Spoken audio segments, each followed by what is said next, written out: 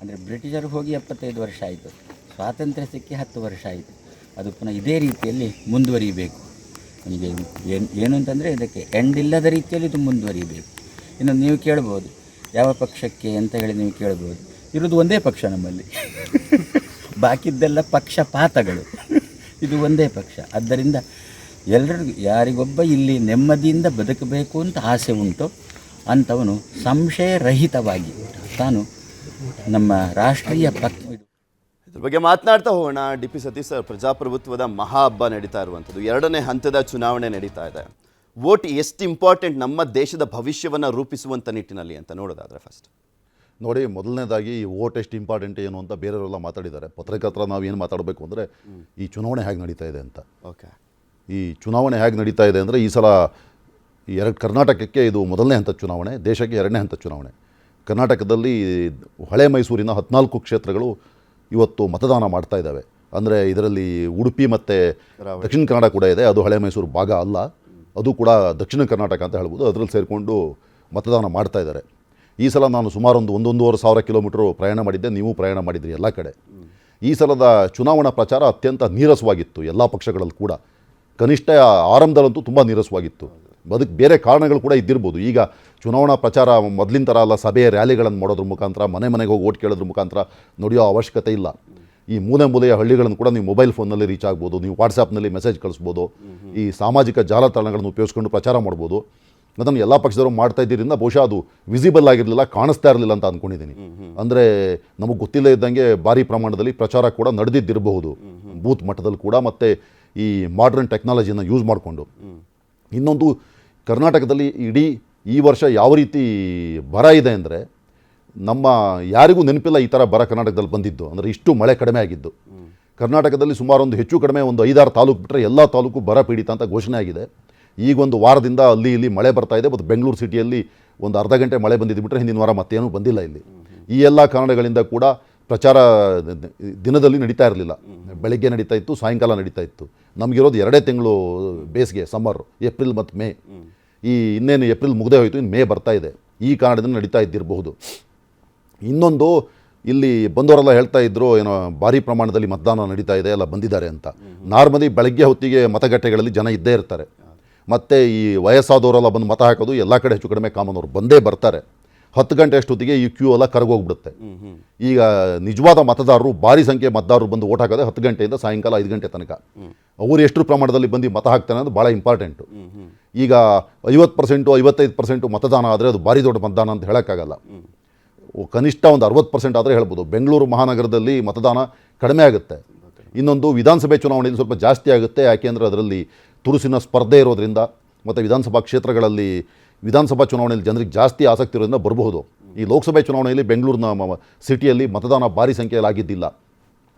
ಈ ಹಳೆ ಮೈಸೂರು ಭಾಗದಲ್ಲಿ ಈ ಸಲ ಏನಾಗಿದೆ ಅಂದರೆ ನಾರ್ಮಲಿ ತ್ರಿಕೋನ ಸ್ಪರ್ಧೆ ಇರೋದು ಯಾವಾಗಲೂ, ಕಾಂಗ್ರೆಸ್, BJP, JDS ಮಧ್ಯ. ಇಲ್ಲಿ BJP ವಿಧಾನಸಭೆ ಚುನಾವಣೆಯಲ್ಲಿ 3rd ಪಾರ್ಟಿ ಆಗುತ್ತೆ, ಲೋಕಸಭೆ ಚುನಾವಣೆಯಲ್ಲಿ 2nd ಪಾರ್ಟಿ ಆಗುತ್ತೆ.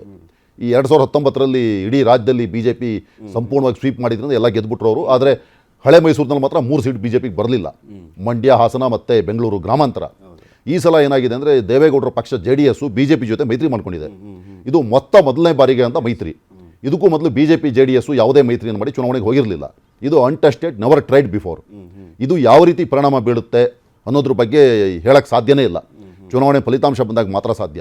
ಕಾಂಗ್ರೆಸ್ನವರು ಅವರ 5 ಗ್ಯಾರಂಟಿಗಳನ್ನು ನಂಬಿಕೊಂಡು ಅದರಿಂದನೇ ಚುನಾವಣೆ ಮಾಡ್ತೀನಿ ಅಂತ ಹೊರಟಿದ್ದಾರೆ. ಈ ಭಾಗದಲ್ಲಿ ಪ್ರಧಾನಮಂತ್ರಿ ಮೋದಿ ಅವರು ವ್ಯಾಪಕವಾಗಿ ಪ್ರಚಾರ ಮಾಡಿದ್ದಾರೆ. BJPಯ ಬೇರೆ ನಾಯಕರು ಅಮಿತ್ ಶಾ ಅವರು ಪ್ರಚಾರ ಮಾಡಿದ್ದಾರೆ. ಹಾಗೂ ಕಾಂಗ್ರೆಸ್ ನಾಯಕಿ ಪ್ರಿಯಾಂಕಾ ಗಾಂಧಿ ಅವರು, ರಾಹುಲ್ ಗಾಂಧಿ ಅವರು, ಮಲ್ಲಿಕಾರ್ಜುನ್ ಖರ್ಗೆ ಅವರು ಅಧ್ಯಕ್ಷರು, ಸಿದ್ದರಾಮಯ್ಯನವರು, DK ಶಿವಕುಮಾರ್ ಅವರು ಕೂಡ ವ್ಯಾಪಕವಾಗಿ ಪ್ರಚಾರ ಮಾಡಿದ್ದಾರೆ. ದೇವೇಗೌಡರಿಗೆ 92 ವರ್ಷ, ಅವರು ಕೂಡ ಅತ್ಯಂತ ವ್ಯಾಪಕವಾಗಿ ಪ್ರಚಾರ ಮಾಡಿದ್ದಾರೆ. ಭಾಳ ಜೋರಾದ ಭಾಷಣಗಳನ್ನು ಕೂಡ ಎಲ್ಲ ಕಡೆ ಮಾಡಿದ್ದಾರೆ. ಆದ್ದರಿಂದ ಈ ಚುನಾವಣೆಯಲ್ಲಿ ಯಾವ ರೀತಿ ಮತದಾರರು ಬಂದು ಓಟ್ ಹಾಕ್ತಾರೆ ಅನ್ನೋದು ಭಾಳ ಇಂಪಾರ್ಟೆಂಟು. ಈ ಹಳೆ ಮೈಸೂರು ಭಾಗವನ್ನು ಗೆಲ್ಲೋದು ಆಡಳಿತಾರೂಢ ಕಾಂಗ್ರೆಸ್ಗೆ ಅತ್ಯಂತ ಪ್ರತಿಷ್ಠೆಯ ವಿಷಯ.